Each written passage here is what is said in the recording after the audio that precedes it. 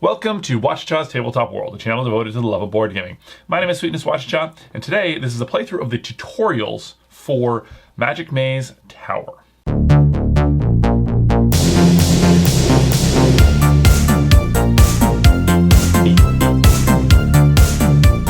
Okay, so here we are. I really loved Magic Maze, the original game, which was a timed game and a no-talking kind of game.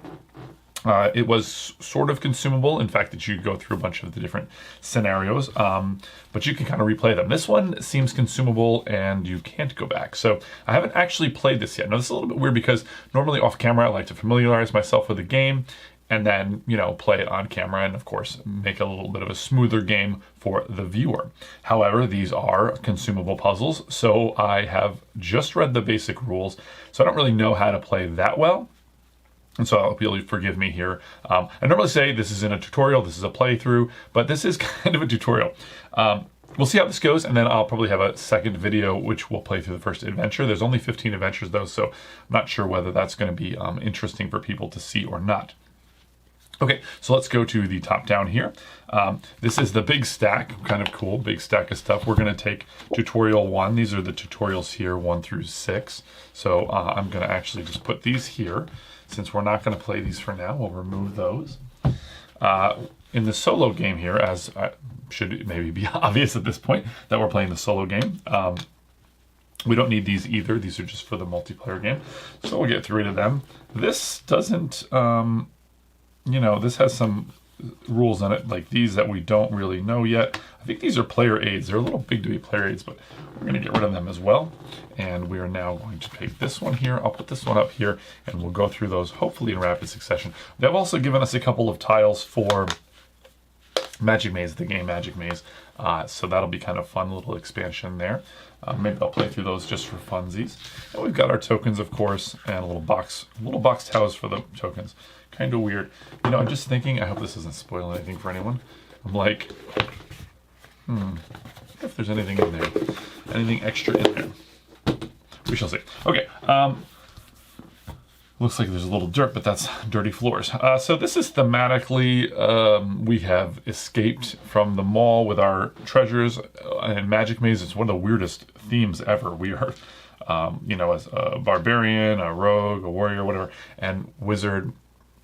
We were in a mall stealing things, and I guess now we've come to the dungeon, which is a tower dungeon. Very thematically interesting. I like the idea of the, going up to the towers like a video game, or one of my favorite movies of all time, Raid Redemption. You go up to this tower fighting, your way up. So that's kind of like what we're doing, only I guess we're fighting our way up, but we're cleverly using our puzzling skills to get out instead of our fisticuffs. Okay, so first tutorial, it's got a little QR code here, and it will, I guess I should just show the armory spaces. These, we have to get on each of the armory spaces, and then we will, when we do that, it will activate, allow us to leave. So it looks like there's only the 2 on here. Let's see here. So I go here, and I'm looking at here so this is the symbol for this is the symbol for this. So these guys go on that space. It doesn't look like we use the other things, but we have exit spaces, so we're going to exit here and here. So it looks like we're only using these 2. Certain quests will have it so that you have to do certain exits. Some of them will be all the exits together. And then the door and key. It's kind of neat. So if I was here, like holding this space, you could be able to pass through here. So that as long as somebody's on there, so that'll be a little interesting thing. So, and they also show you here, it looks like, so it's a tutorial thing. You got to escape through here, you got to escape through here, and you can just move around as much as you want, which is a very weird thing, but again, it's just it's the puzzle part of it. Now we are missing out on the actual, each of the people in normally would have, we would have this out here, and each person could only move. New games get a little bit of cardboard dust. So each of the people, you would only, like if it were me, if it was a 4-player game, I would only be able to move people this way, which is actually very similar to the last game. However, not as there's no time limit, which is what on the last game. So, okay, so here we go. This hopefully will not be too hard. So these guys are locked in here, so I'll probably go down here. That would allow me to go that way. However, let's move up here, move out of the way. I'll open that up, which will allow me to go through. I don't want to leave yet, though. Okay, now I'll go here. That will allow... Oh, actually, not yet. I'll sit on this. I'll sit on that. I guess that activates the ability to leave. And then I will come down here, allowing this person to pass through this door and leave, and then I can leave. So that's tutorial 1. Pretty easy. I should have mentioned that these guys have to be on here simultaneously at the same. So if you have 4 different spaces, that would you would need to do that once, and that kind of you're arming up. It says going to the armory. So that's tutorial 1. Very easy, very quick. This is 4, so we're going to go to tutorial 2. I do really like it when you get to go through learn the games via scenarios. Although these are a little, well, I guess they're fast. So you can move a hero pawn from one ladder to another as long as it's orthogonal. So that you can't go from here to here. You could go from here to here though, because that's orthogonal. Okay, this you could go here to here. That's orthogonal. These are not. That's a diagonal. Okay, and so this is what that's showing you here. Ladder spaces, but you can go as far as you want, it says so. Okay, that's it. That's the tutorial 2. So we've got him, and it's just the 1 pawn this time. Okay, so we'll go here, jump to here, jump up to here, jump up to here, jump up to here. Interesting. Let's start that again. I thought it was going to be a lot faster. Okay, we're going to go down to here. So this can only be accessed by this space. Oh, I see. Okay, here, and then we just walk to here. That's it. Okay. That was a little easier than I thought. Okay, pretty easy there. Number 3. What do we got for number 3? So this is essentially a tutorial. I guess it's become a tutorial, because that's all these are. They're not really that interesting. They're just getting you... Okay, tutorial number 3, air current. Due to violent air currents, certain spaces can only be crossed one way, following the arrow printed on the space. You can never move a pawn against a current. Okay.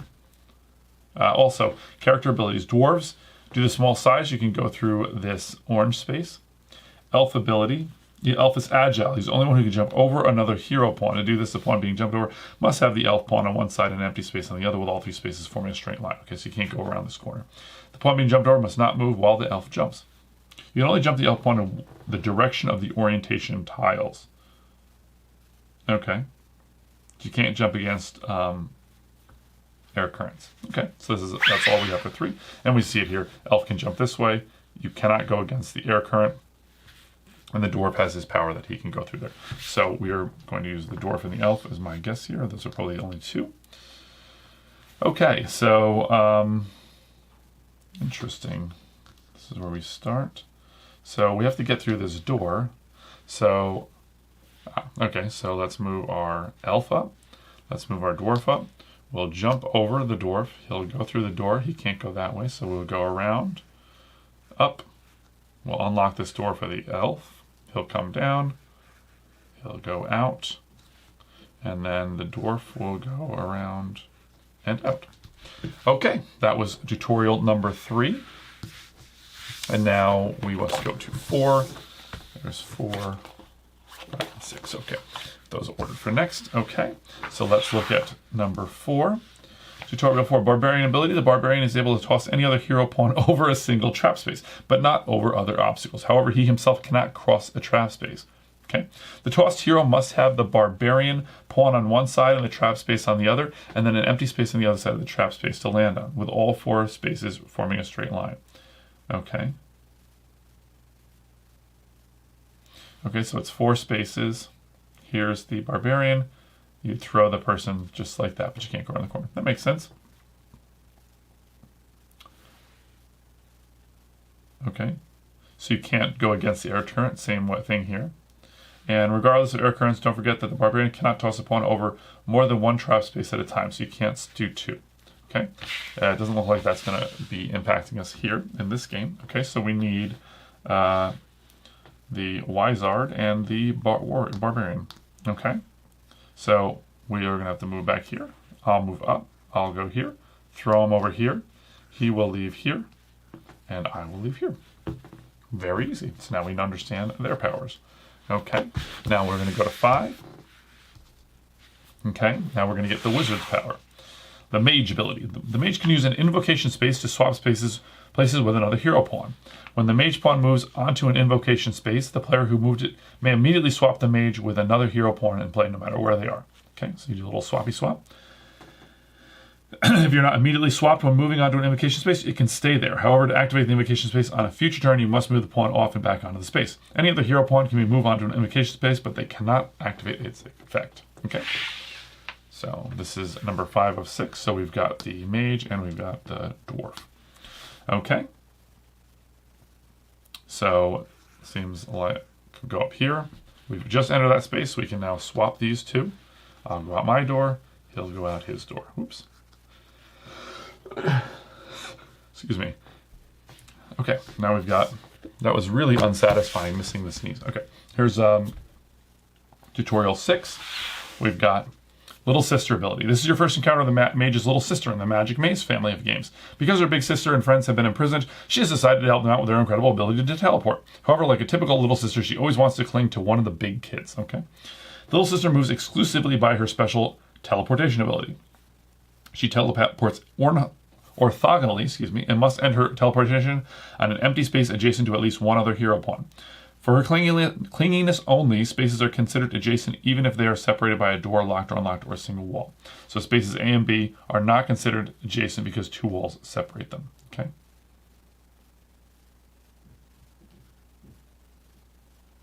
Or a single wall. Okay. Little sister can be tossed by the barbarian and swapped with the mage. In both of these cases, the little sister's destination space does not need to be adjacent to another pawn. Interesting. Okay. No obstacles prevent the little sister from teleporting with her ability. Not even air currents, because she dematerializes from her initial position to rematerialize at her destination. You can only teleport the little sister pawn in the direction of the orientation tiles you can use. Okay, so example is you wish to teleport little sister from her space A to B. Okay. To do this, at least one hero pawn must be on one of the 4 spaces adjacent to space B. Additionally, only player with the east-right direction can teleport the little sister to B. Okay, so this doesn't matter for us because we don't have this. So if you want her to go to the east of you, you would have to have that. Okay, makes sense. Okay, and this is going to be the last thing, and then we'll play one of the actual ones here. Okay, so one of the adventures. Okay, so we're going to put the elf. We're going to put the little sister. Her pawn is actually smaller. That's kind of cool, actually. The dwarf is a little smaller as well. We're going to put the barbarian here, and we're not using these 2. Okay, so she can teleport. So we'll move here. She will teleport next to this person, next to the archer, and this is just a separation of 1 wall, so she's off the map. Then I come up, and I'm off the map, and the barbarian is off the map. Pretty easy. Well, there's a tutorial, the tutorials, and now I'm going to give it, so, that's spoiler-ish, but it's really just teaching you the game, not a big deal. However, the next one I'll do, which will be the adventures here, the first adventure of 15, will be a bit spoilerish because you will now know the answer. So hopefully that helps you out, and you can kind of get an idea a little bit about how this game plays, and also how it plays differently from the other version. Of course, this is only a solo playthrough, but this is advertised pretty heavily to be a solo game. Of course, if you were playing with other players, you would have to you'd have to do a bit more communication and whatnot. Okay, so look for my thoughts on this game as well as the other playthrough if you'd like to check that out. But for now, I gotta roll.